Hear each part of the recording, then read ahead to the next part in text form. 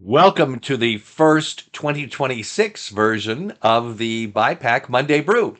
And today we open with a rather surprising announcement coming from two-term governor and former vice presidential nominee Tim Walz in Minnesota.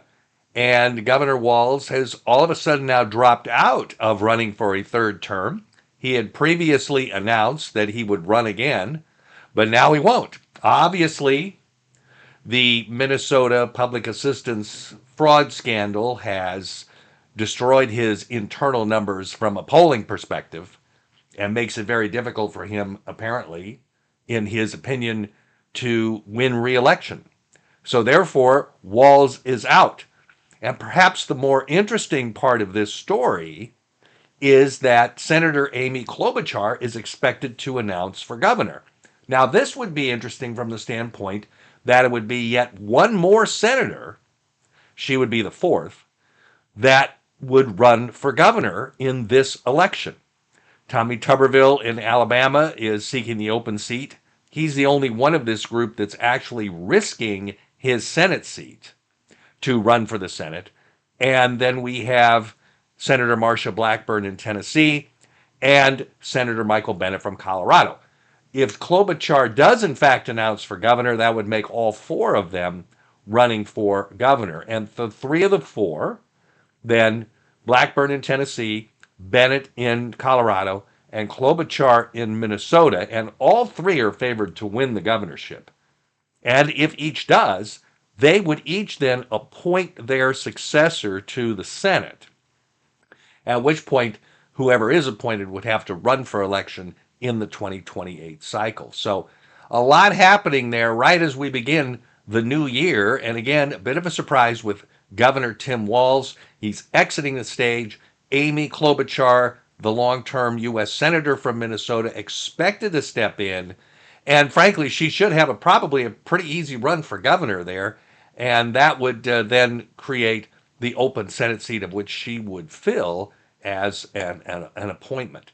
So Minnesota, again, drawing more political attention in the 2026 election cycle.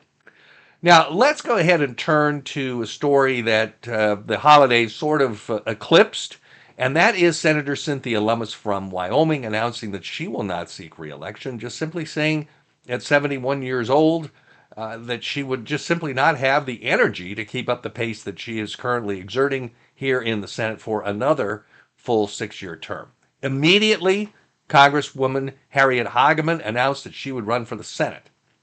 Now, the big story then in Wyoming will be the battle to succeed Hageman in the state's open at-large Wyoming congressional district. And we can expect a very crowded and hard-fought Republican primary. The other wild card here is that the governor of the state, Mark Gordon, is ineligible to seek a third term. But most legal experts think that that term limit law in Wyoming, because of the way it was written, could be challenged and successfully overturned. Now, most people don't believe Gordon will do that, but it is still a possibility. The candidate filing deadline in Wyoming isn't until the end of May, so we would have a long time to see how the Wyoming political situation with all three of those races, the open Senate seat now, the open House seat, and what ostensibly is an open governor's race, will unfold. So Wyoming attracting its share of political attention. As we open the new year, we saw a couple of quick polls that were released. First of all, in Texas, we remember that Colin Allred, who was the former three-term congressman who was the Democratic nominee for U.S. Senate in 2024 and was defeated at the hands of Senator Ted Cruz, instead of running for the Senate like he said he would, all of a sudden said, I'm going to run for this new 33rd U.S. House district under the new map of Texas. Now, we also have Congresswoman Julie Johnson, who is a freshman from the 32nd district, which is now a Republican seat. And she's announced for the open 33rd district.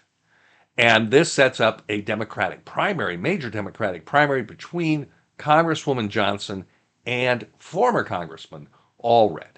New poll came out that he conducted, he being Allred, a GBAO professional poll for his campaign, and it shows Allred crushing Johnson by a 58-30 margin in the Democratic primary. So that is one to watch.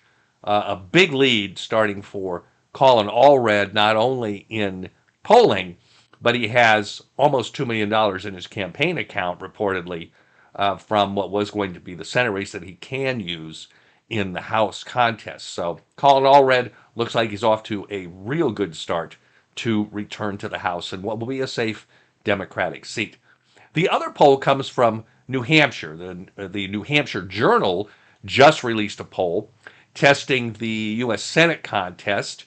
Chris Pappas, the 1st District Congressman, he's the consensus Democratic nominee and will be running against probably former U.S. Senator John E. Sununu. Scott Brown, the former senator from Massachusetts that ran for the Senate against Jeanne Shaheen in 2014 and lost, is also still in the race. But this campaign won't be decided until September in terms of the nominations. So Pappas for the Democrats, probably Sununu for the Republicans. And this poll certainly underscores that because in head-to-head with Congressman Pappas, Scott Brown is destroyed by 18 points, whereas Pappas' lead over former Senator Sununu is only 6, and that sounds more realistic. So the New Hampshire Senate race, probably with John E. Sununu and Congressman Chris Pappas, will be one to watch for the coming year.